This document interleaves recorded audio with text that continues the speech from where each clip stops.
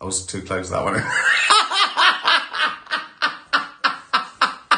I had to. Shouldn't do that one live. They're called Midlake. Check them out. They're really good. Right. Worst DJ ever. Right, look. This chair's creaking. It's old. This chair, right? It's really old, right? And it's all broken. One arm's broken. And the reason I can't get rid of it is because Pickle sleeps on it in the day. She sort of spends the morning. She's got loads of little places, but she's sort of here, sort of 9 to 11:30. So that's why I've got a creaky chair with a broken arm. Oh, I've got a bad arm, and I'm still around. Right, I've got loads of questions.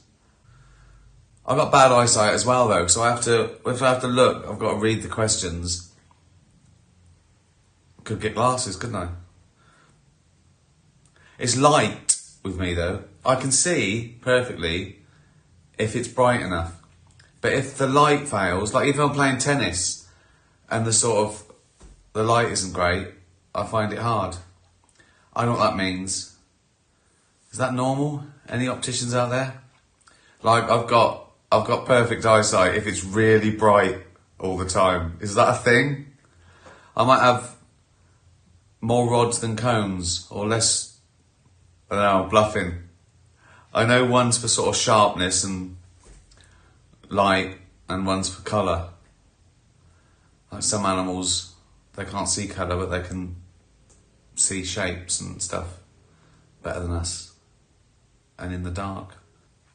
What's the best thing about being a famous comedian? What's the worst thing? On an average day, how many people recognise you or stop you for selfies? Do you ever have a whole day without being recognised? Well, where I live, where I walk around, no one really. They sort of see me all the time, and I walk fast as well. And I've got a little baseball cap on and sunglasses, and they see me too late. They just think, "Who's that tramp? Who's that tramp shuffling along?" Oh, that was Ricky Gervais. It's too late. When I go somewhere else where people obviously don't usually see me, I get stopped now and again. And when people know I'm going to be somewhere, like, I don't know, a red carpet or outside a gig. But no, I don't get... I mean, I suppose I get recognised all the time, but no one bothers me. As I say, I think I'm not that sort of... I don't know, I don't go around in a fast, open-top car. I shuffle along like a little homeless person. What's the best thing about being a famous comedian? Well, doing what I want, I suppose. I think the bigger you are, the more you can say what you want. I think we're coming out of it now, but there's been a good few years of ordinary people not being able to say what they want. And some, actors and comedians and artists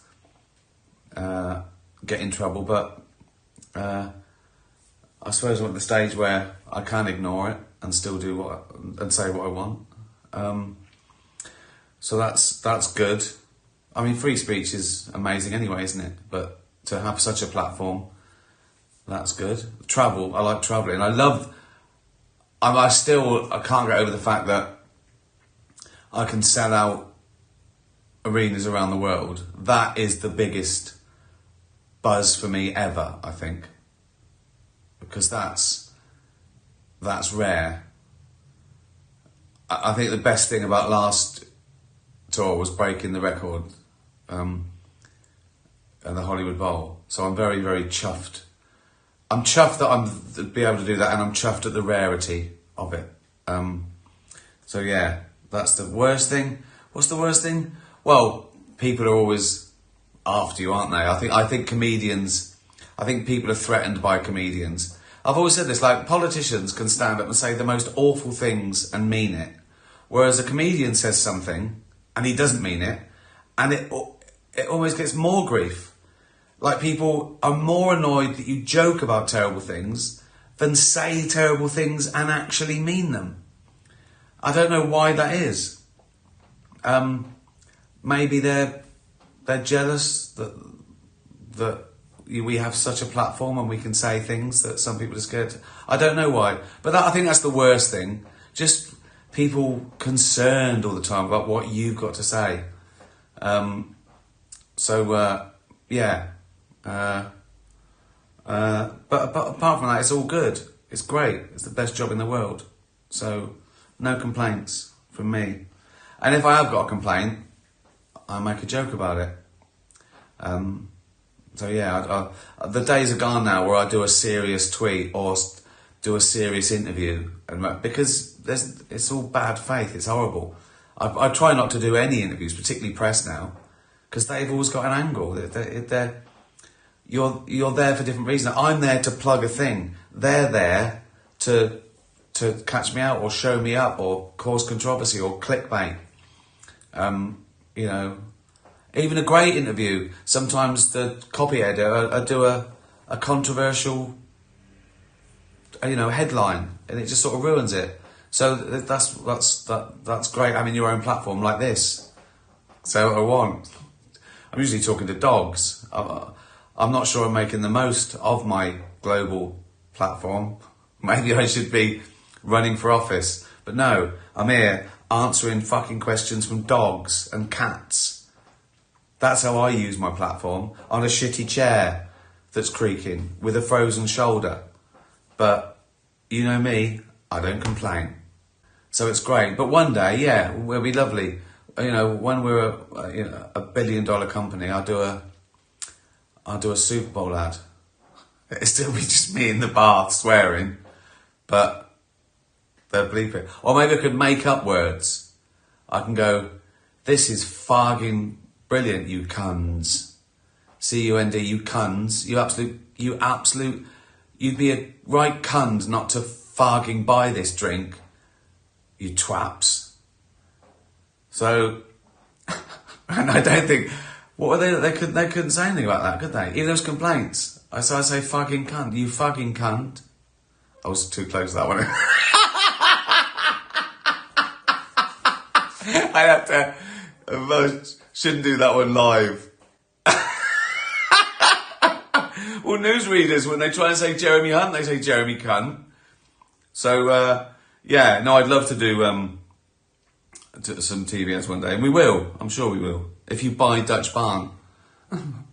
Buy Dutch Barn so I can afford to make a shitty advert on telly calling people fucking cunts. That's worth it, isn't it?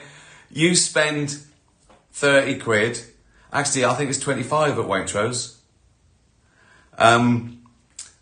It's all an advert, isn't it? It's like the worst infomercial in the world. Right. Sue. Love the new Dutch Barn billboard. That was fun. How much have you enjoyed making the adverts, and how lovely was it to see Auntie? Well, I think I've answered that, and it was great to see Auntie. For those who don't know, Auntie is the dog in Afterlife, who I worked with for like 4 years, and now she was 13 this week, and now she's an old lady, and she's all grey, a bit slower, a bit deafer, but just as lovely. And we're waiting to fill an advert. I'll put it out, and then she just suddenly remembered, and she started licking me. She's lovely. All dogs are lovely. No Meat Pete. If you were to go on Celebrity Mastermind, what would your specialised subject be? Oh, my first thing, I think I might have answered something like this before. It's a tricky one. I mean, I know Celebrity Mastermind, they definitely make it easier. I've heard they even tell the people what books well, that might not be true, but it's easier than the real thing. And your specialised subject should be easy if you know it.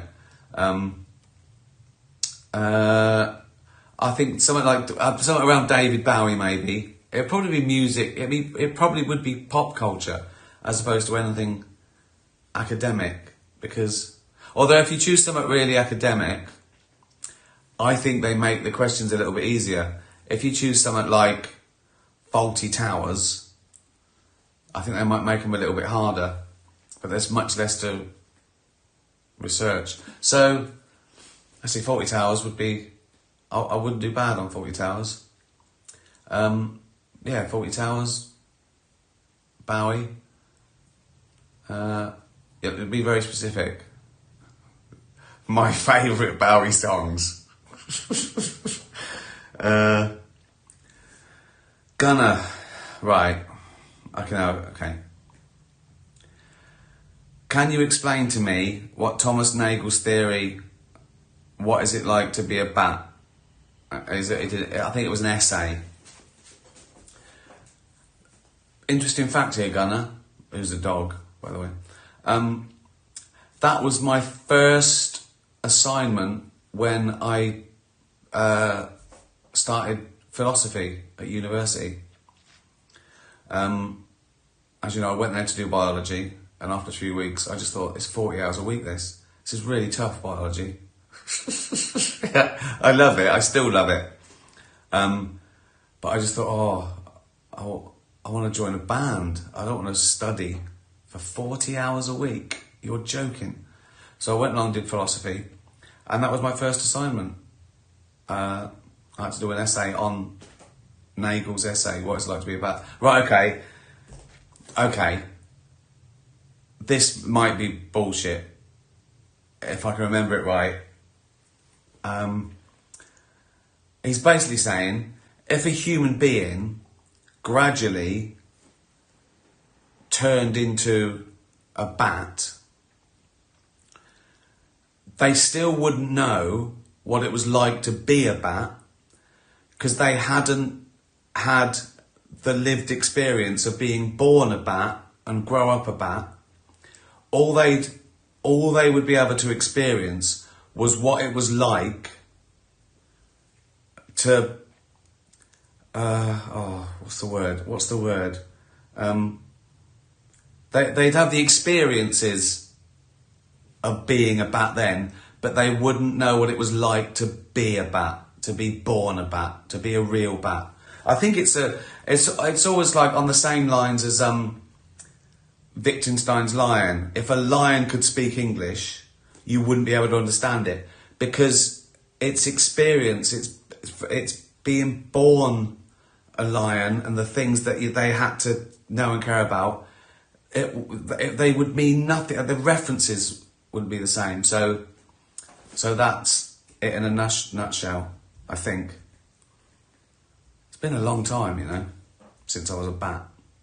Anyway, I don't know what score I got. I think it must have been all right. I went, yeah, carry on. Louise, I love your old anecdotes about pissing in the sink and attempting. Do you think, like, Kofi Annan gets letters like this? I love your old anecdotes about pissing in the sink and attempting to make a suit out of a pair of curtains. True stories are the best. I think there was one about shelves. Yeah, there was. Do you still do things like that now in the house which make Jane laugh or shake her head? No, I don't try anything now. No. I either leave it or we get someone to fix it, or Jane fix it. But I can't do anything like that. Not to do with DIY or anything, plumbing, electrical, anything like that. I'm too lazy, too incompetent, too scared. So we get someone to fix those. I do darn my own socks. I quite like that. It's nice. If I've got a favourite sock and it's got one little hole in it, I'm not going to throw two socks away because one's got a little hole in it. Darn it. Forget about it. There you go. Lovely new pair of socks. I still don't waste money. I do waste money. So yeah, the shelf story was, I wanted a shelf, right? I didn't understand. It was in our old flat. And so I got 3 bits of wood out of a skip and I just nailed them into a T shape, and then sort of thought I could prop it up against the wall. But of course, it just went like that, where there was no... So what I did was, I then put another nail one side, tied the string to it, pulled the string and tied it to another nail in the wall. So it was like some sort of fucking suspension bridge. And I did discover one thing, I don't know what it was, I must have seen it on a telly programme, that like lumps of wood out of the skip and bricks, they make lovely little shelves for like plants and stuff. I've made a few wood out of skip and brick shelves in my time. Nothing wrong with it. We got one of our sofas out of skip. It's fine. I don't do that anymore either now. If I see something in a skip, I leave it. I gotta leave that. Still got it. Keena, how's your frozen shoulder? Thanks for asking. And will you be doing gigs over the summer months? Yes. We'll try and see you in London. I will. I'm going to try and keep these going all the time, at least 1 or 2 a week. I'm loving it. My frozen shoulder, it's okay. It's not better. I've got better with it. Like, when it first happened, it's sort of really, really painful and sore. And I sort of take care of it, and I'm quite careful. And now I'm sleeping. For like 1 month, I couldn't sleep, or I couldn't go either side. But now I've got better at it. So it's still a bit frozen. But I just think I just cope with it now for 6 months until it just better, and I've forgotten I even had it. That's what happened last time. But thanks for asking. And yes, I'm doing like trying to do 2 a week. I'm even going out of town a little bit more. I did. Where did I do? Crawley. And I'm going to do one in, I think, Christchurch soon. And somewhere else as well. I might do Watford. So I'm sort of... There'll still be sort of new material nights or work in progress. I've got a bit, they'll soon be called work in progress. Once I've got like the 50, 60 minutes mark, you don't call it new material, you call it what you work on that material. But it's nearly there. Good question. Jenna, how are the new material nights progressing? Also, do you keep all the notes you use at them as a memory of how the show begins? Well, yeah, I start off... Okay, so that's a good question. So these are the notes from Armageddon. Right, that's how many I got through. Loads, right? What's this? Fuck borders, Vikings, raping, private jets, praying in disasters, China, dying child. The usual stuff for comedy. Public toilet, pedo, Michael Jackson, Chinese. So they're all the sort of notes I went through, and you go through those and you add to them and you hone them and you get them down to like... And these, right, these are the ones so far. I've got more so far with this one than my last one. So that's already all the stuff I've tried for this new one. So that's what happens. And then you sort of learn it. I sometimes have it on the thing in case I forget. But soon you don't look anymore, and soon you just do the hour. But I keep them just in case.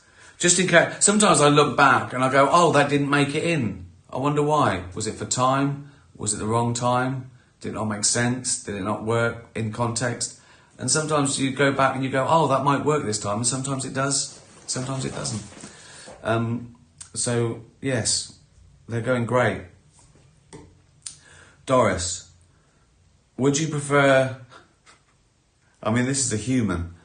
Would you prefer to have fingers as long as your legs or legs as long as your fingers? So, right, okay. So, legs as long as my fingers, so that's no legs at all, though, is it? That's just feet. That's just feet, though, isn't it? So the choice is, would I rather look like E.T. or fingers as long as legs? So, like, I mean, that would be ridiculous, wouldn't it? That would be horrible. I like some sort of fucking spider. Yard-long fingers. That would be fucking horrible. That one gives me the creeps more than just fucking feet for legs. Well, I mean, on the face of it, that's got to be the better one, isn't it? I'm totally normal. And I've got really long fingers. I mean, you can't hide them though, can you? Well, if will I make a fist, it would be like, oh God. I mean, it would be tough. I could put my hands in my pockets if I had really long, deep pockets. So I'm just standing there with my hands in my pockets, and people go, oh, look, it's Ricky Gervais, he's just totally normal. And I go, can I shake your hand? And I pull out these fucking things and go, that would be horrible. Or I've just feet where straight away I've just got feet where my hips are. Also, if I've just got feet,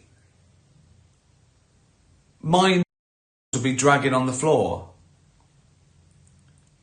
I'm not sure about but my definitely longer than my fingers. Just fucking flapping along. Oh, here comes fucking knobby penguin. I don't know why I'm naked. What do I wear? Speedos, I suppose. That's the only things that would fit me, wouldn't it? Just Speedos to cover my arse and balls, and I'll probably hold them up the floor. Tight Speedos, so my balls didn't drag on the floor. And then just feet. I have to choose fingers then, because I don't think people I think that people would feel sorry for me if I just flapping along in Speedos like a fat, naked penguin. I don't want that. So I choose the scary thing. I think I just go around frightening people like that, going, just big fucking long fingers like that. I keep breaking them, wouldn't I? I just keep breaking them. What can I do? What can I hold on anything? I've got to choose fingers.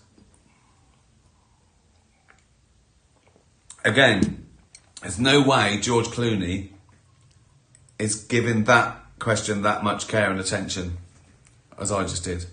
Not a chance. Dutch barn. Right. What a load of bollocks. I've got a question for you. This is Bella. Bella's back. Bella's a dog, by the way. I'm going to be 10 years old this year. Happy birthday, Bella. Is it too late for me to learn the guitar? You idiot. Oh, can an old dog really learn new tricks? You don't want to... You'd chew it, wouldn't you? No, what can you learn? You don't need to learn anything, Bella. You're brilliant. You do your zoomies. You collect your sticks. Be careful with sticks, though, because we know a lovely dog who loves sticks, and they got a splinter, and they had to go and have a little operation. So be careful with sticks. Be careful when you throw sticks for dogs as well, because they can sort of catch them and throw them. Also, you've got to be careful. There's a lot of sharp things.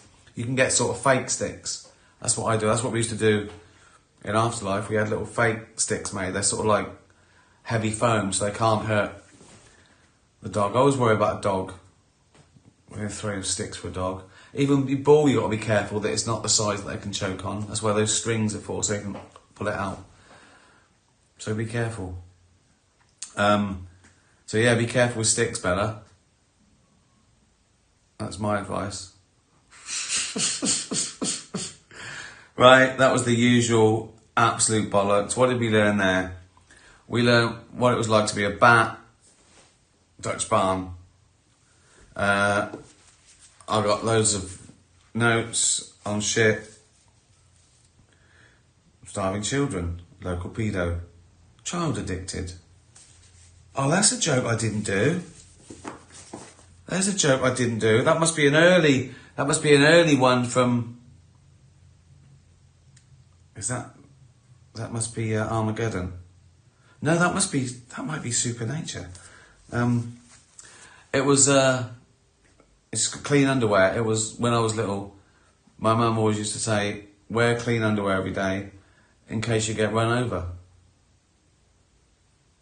So I think I used to say things like, so one, she was more embarrassed that I'd have dirty underwear than her child had been run over. Also, if I knew I was going to get run over, I wouldn't go out. It's not like, in case you get run over, what do you mean in case I get run over? I'm not fucking going out. What, I might get run over with these underpants. I don't give a fuck about it. Also, if I got run over, the first thing I do is shit myself.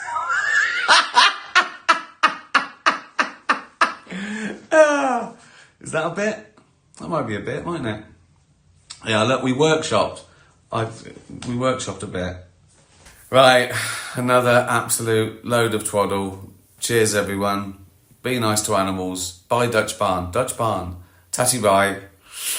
Tatty bye. I was talking to Carl Pilkington about Einstein, and he went, what was so great about him? I said, well, he formulated these amazing theories, obviously relativity. And he went, yeah, he said, I've heard about that. He said, thing is, E equals MC squared. He said, I've never used that in my life. He said, but the bloke who invented the video recorder, he said, I watch one a week. Brilliant.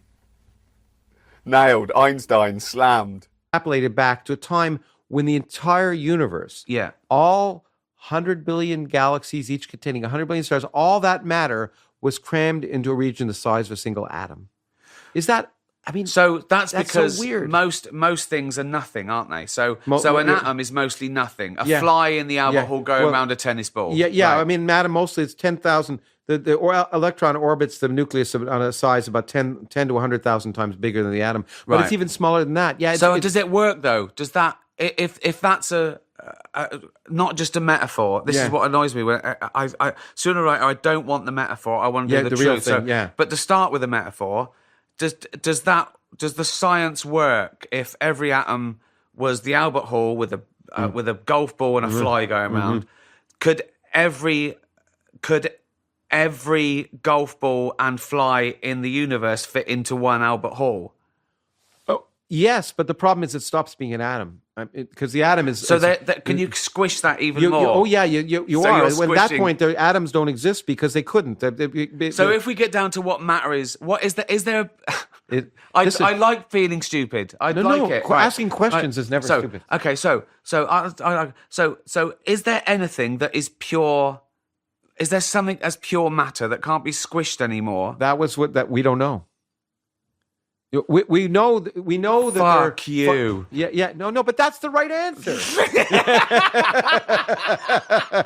You and your science. Yeah, exactly. What a fraud. Yeah, exactly. We don't know. We can all say that. Exactly. Right. Okay, so that's okay. The best God. not knowing is God. Right. Okay. So right. Hold on. Oh no. This is the other thing, right? Okay. Right. Okay. So good. okay, we've done that. Yeah. We've done that. Okay. No, wait. So there was no time before time. That's a good question. Well, we don't know. There was a said. Wait. So there was a place. Well, this is what kills me. Okay, so let's get that right. Everything that exists, matter, antimatter, everything. Yeah. Space, time, nothingness. It didn't have to exist. That's the great thing. It can spontaneously pop into existence. Space, time, matter, and you don't need any supernatural shenanigans. That's why I wrote this book called The Universe of Nothing. It's amazing to me that science has come to the point saying, well, we don't know, but it's plausible that you can start with no space, no time, right? And poop, because the laws of quantum mechanics, space and time suddenly pop into existence. Okay, so if we take, let's get to what's physical and real. So everything that exists now was in the thing started smaller than that, right? And a lot more than what exists. But anyway. Yeah. Okay. What? Yeah, no, it's really weird. We've lost some bits. Yeah, we've lost a lot. Oh, fuck me. Where's that then? Where's that? Nowhere. It just disappeared. Yeah, it's nowhere. Where is it? Exactly. It just dissipated. Yeah, it's right. I mean, let me point it out. This is what annoys me about quantum physics. Yeah. It overturns all the things I held sacred in science. Yeah, exactly. It's counterintuitive. Which is what's wonderful. That's what you should love it. You should love it because nothing's sacred. But I mean from like Newton's laws to Yeah. relativity, which I had down. No, but they're not wrong. The great thing about Right. science is, no, they work. They're just contingent as opposed to what. But everything's contingent. But they're just out of interest. This, okay, right, okay. The uncertainty principle. Okay, good. Okay, fuck me. Isn't that Right, great? where do I start? I know so little that I don't know what question to ask. That's how fucking frustrating this is for Well, me. I haven't got the language to ask you the right question. If you had a time machine, what era or moment in history would you travel back to witness, experience? I've thought about that a lot as well. I love time travel.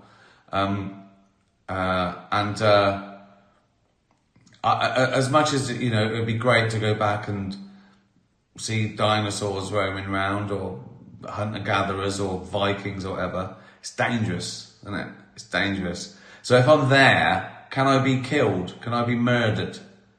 Or beaten up? Can I die of a horrible disease that I'm not inoculated against now? You know, can I be eaten by a saber-toothed tiger? If not, I'll probably, I won't go back before the 60s. Dentistry. If I'm time traveling, I've got a toothache. Have I got to go to a dentist that just pulls it out with his fucking foot on your chest, with me screaming and spurting blood everywhere? That's my question.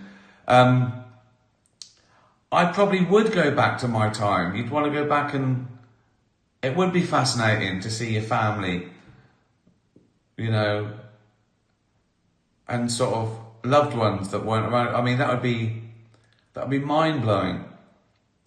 I did think of I had a bit on this tour once. I don't do it anymore. I didn't really take off.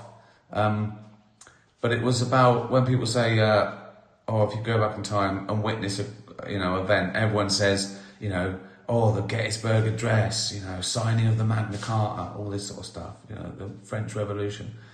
And I think it would be sort of somewhat scientific. I'd be fascinated. Like, I've talked about this before, I think, on here, that, you know, Einstein working out E equals mc squared.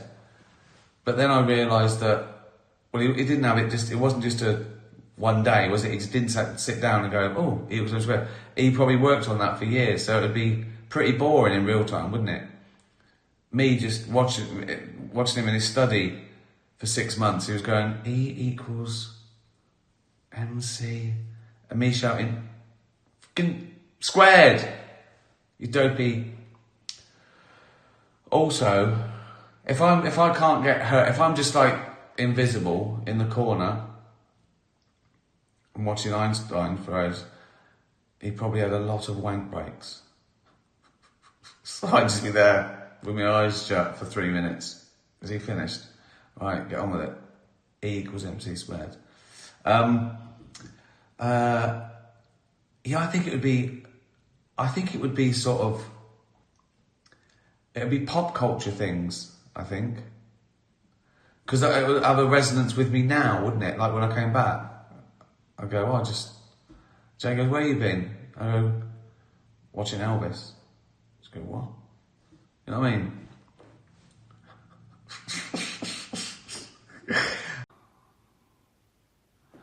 You wouldn't get Jerry Seinfeld doing this shit, would you?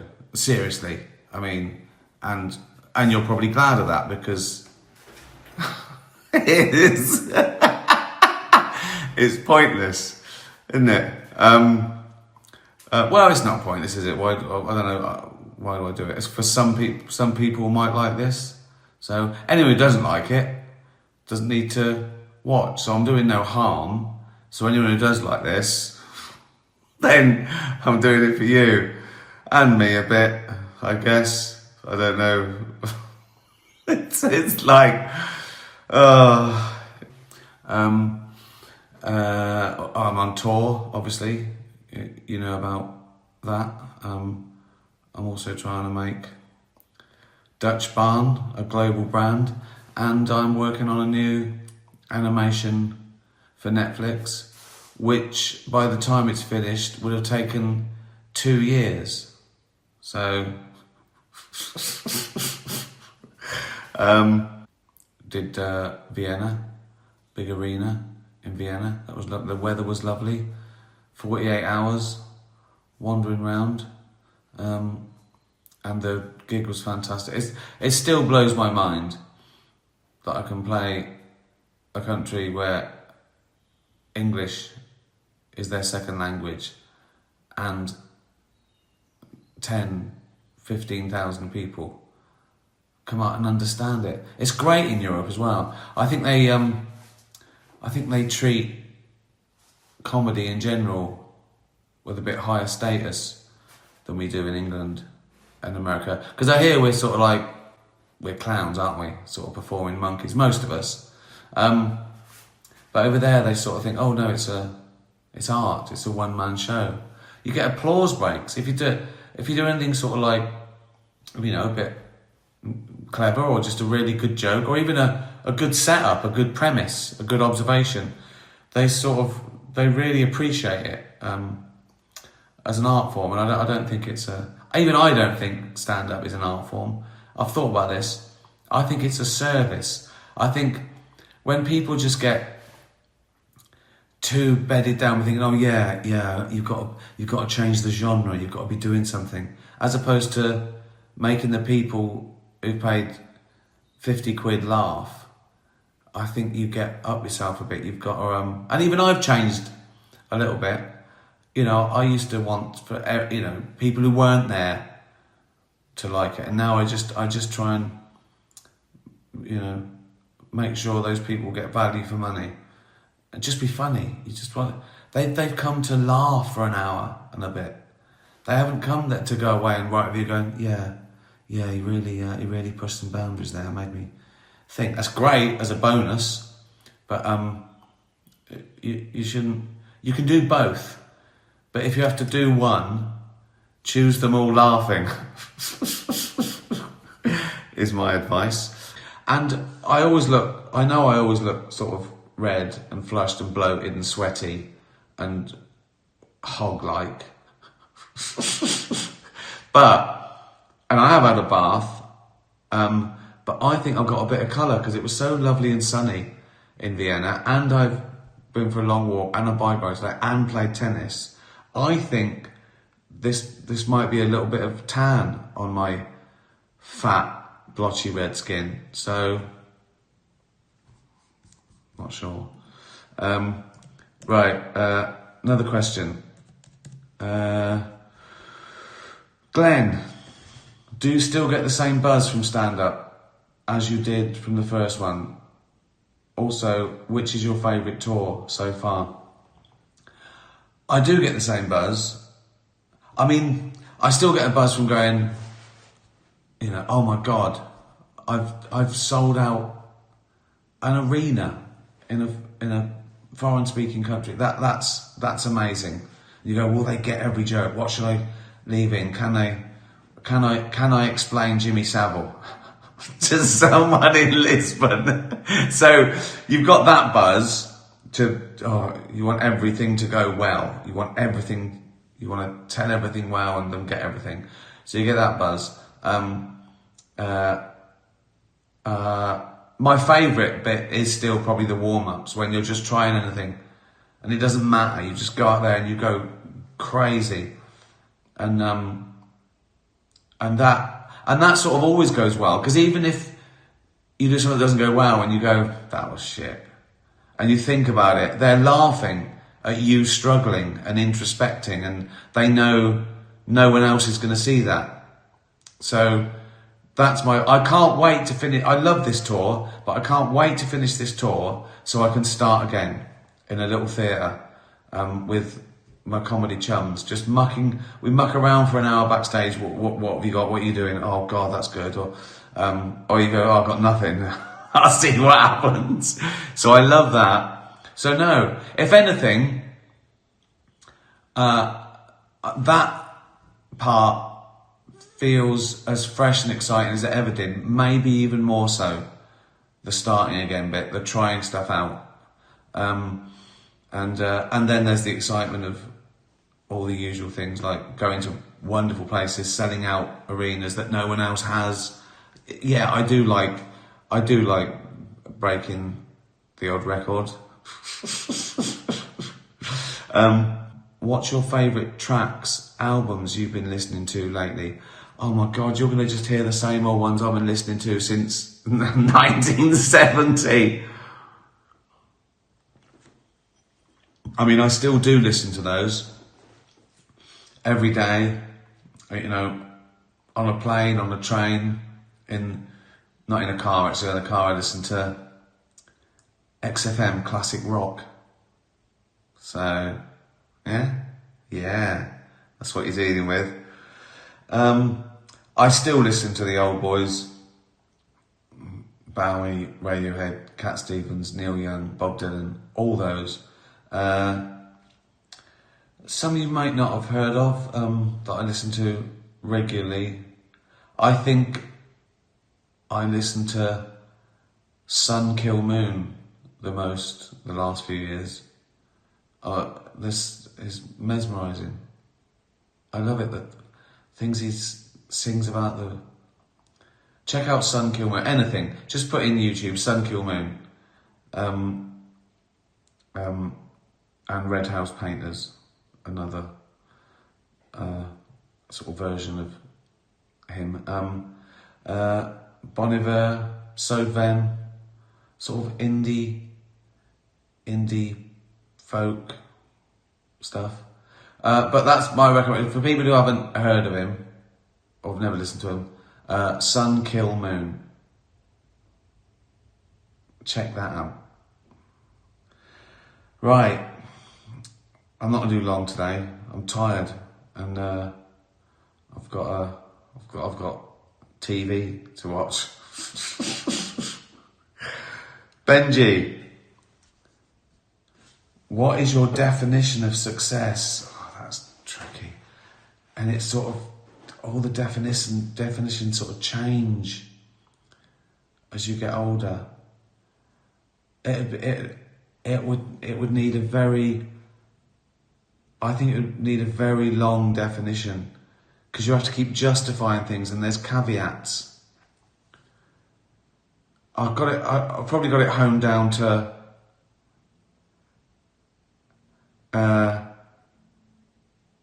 I assume you mean career as well, because of course you can have a successful life without, you call it, you know, but let's say it's linked to career.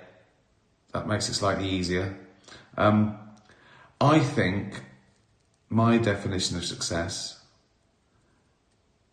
is now, and probably always has been without being able to define it before, is doing what you like every day without compromise and getting paid for it.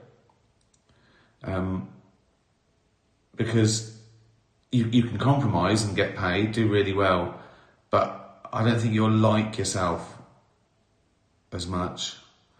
But you can treat it like a job. But for me, success is getting to a position where you can just do what you like, and it doesn't matter what the consequences are, whether it wins awards or whatever, but you've done exactly what you wanted, how you wanted, and you got paid for it. And the big trick is to keep doing that, obviously. You might be able to do that once and then go, oh, I wish I'd have sold out. But the trick is obviously longevity, because you want to keep doing what you want as long as you can. This isn't a definition, is it? This is a fucking ramble. Definition of success. To do what you love, how you want, and it pays the rent. Fucking hell. Oh, tough question that, Benji. Wasn't it? Yeah. Foxy agrees with me. His name's Fat Eric, by the way. Bobby King. What's your favourite joke from all your Golden Globe appearances? Oh, right. One sprung to mind straight away. So that's probably two. I've got two, I think.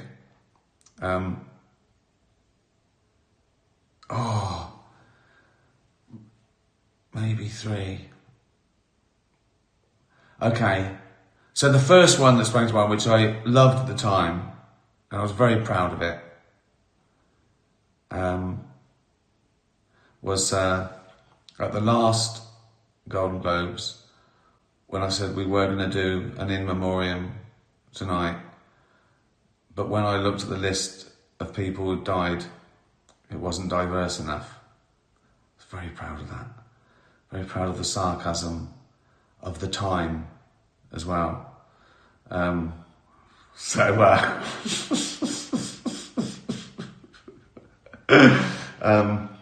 Caitlyn Jenner joke about she didn't do a lot for women drivers.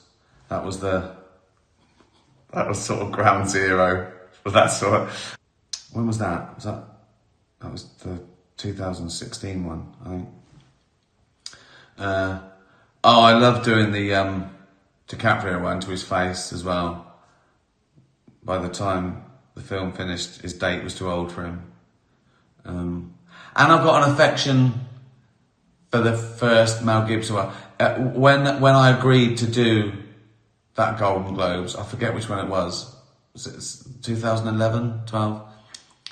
It just happened with him being stopped drunk and having a rant. And I came up with that joke. I think it was the first thing I thought of to do. Now I like a drink as much as the next man, unless the next man is Mel Gibson. So yeah, one of those. Probably the in memoriam. Underrated gag, that. Even though I say so myself. Thanks very much. What's the worst technical difficulty you've experienced on stage? Oh, have the lights ever gone out or a mic stopped working? Oh, it's that.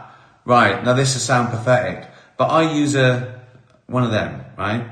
And the reason I use one of them is because a lot of my stuff is actually visual, not in a Lee Evans type way. I mean, I sometimes act things out. I sometimes sort of like bring characters to life, like a conversation between Hitler and Nietzsche, or, you know, the personification of animals, acting out the polar bear, hunting with whatever. And you do that. So halfway round Armageddon, I forget where it was. Might have been Cardiff or Birmingham. My mic failed. And the second one failed. So I had to use a mic on a thing. And it was really stressful because I'm thinking there's a bit coming up where I'm, you know, wanking off a paedophile. And I thought, I've got to do that and that. So, well, and I've got to talk. So how can I... So you're thinking about this... That's very specific. That probably doesn't happen to a lot of comedians. Like they're going, oh, coming up next, I've got to wank off a paedophile.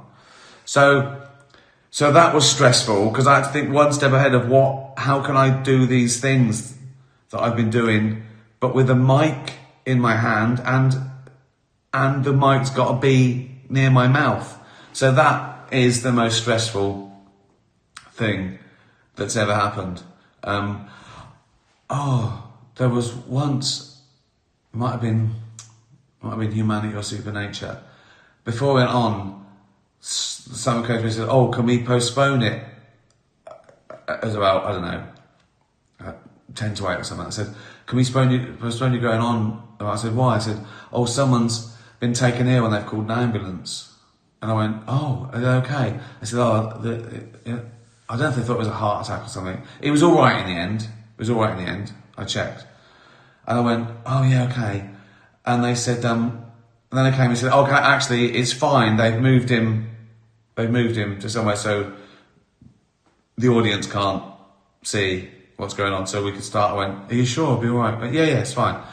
So I went on, and what they hadn't told me is the audience couldn't see him, but I could, because they were sort of treating him in the wings. So I'm doing all this stuff, and I could see some paramedics.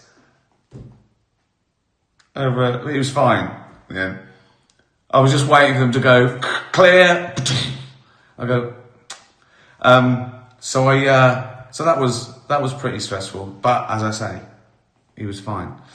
So yeah, things like that can happen. I think the sound's never gone down. The mic's failed a couple of times, and you sort of plug it in, and I thought, first gig of Humanity in Bristol.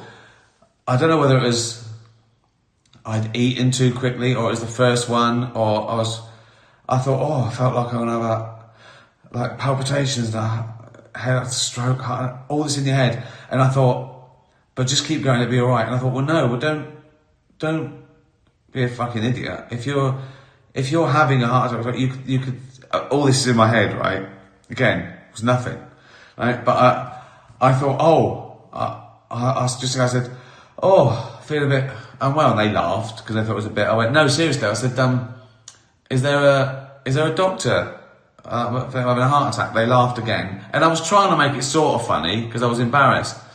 And then I said, no. I said, hello, and they laughed. I went, is there a fucking doctor or not? Right? Someone said, sit down. I went, I can't sit down. And then one of the stage managers brought on a stool.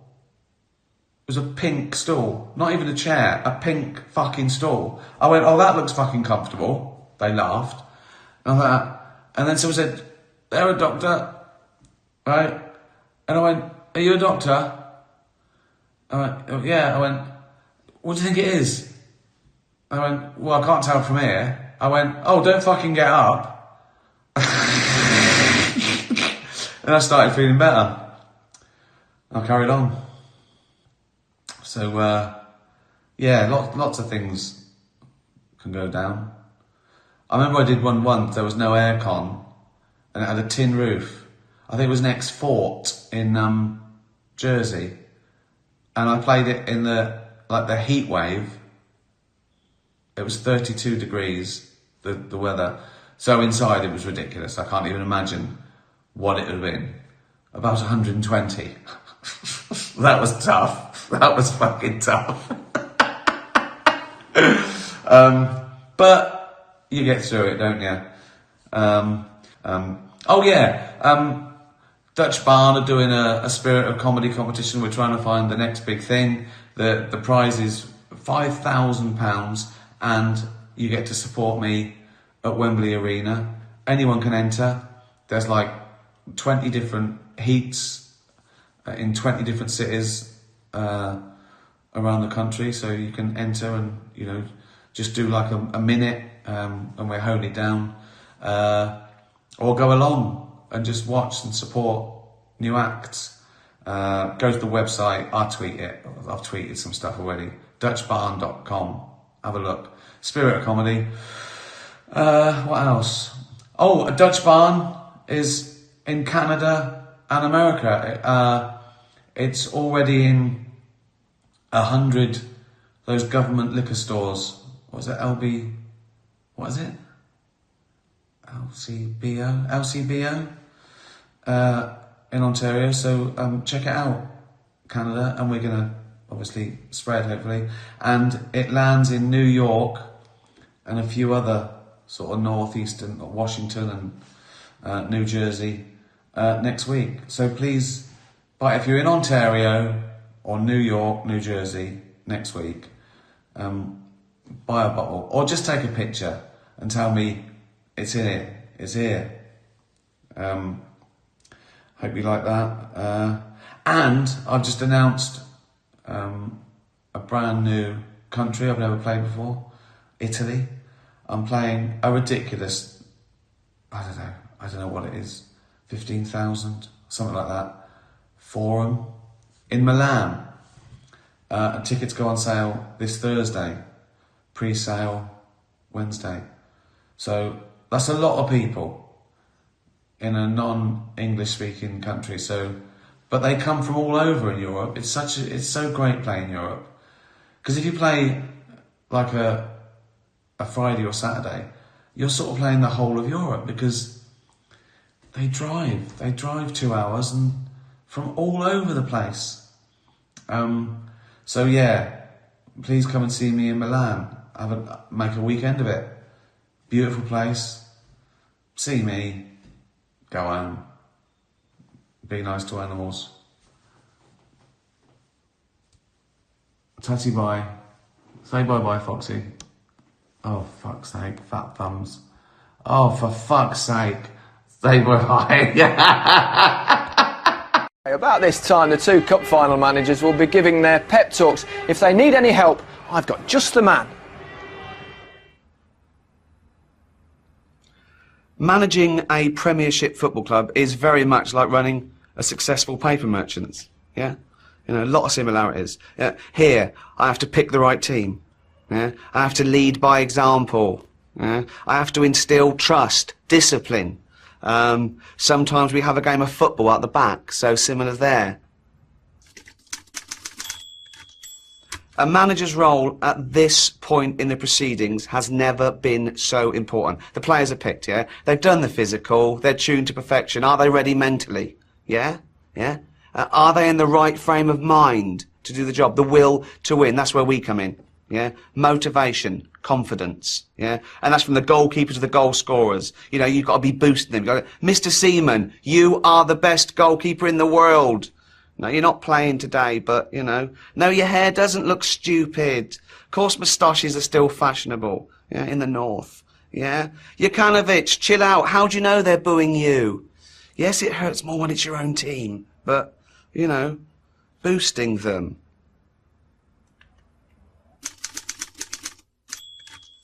My PE teacher, Mr. Morris, was who, you know, got me into football because of his inspirational management technique. He was fair but firm, you know, and unorthodox, sure. If you forgot your football kit, he didn't make you play in your underpants. He thought pants were unhygienic. No, he made you play with nothing on your bottom half. So, you know, but fair, he was not a hypocrite. He imposed the same rules on himself when he forgot his kit.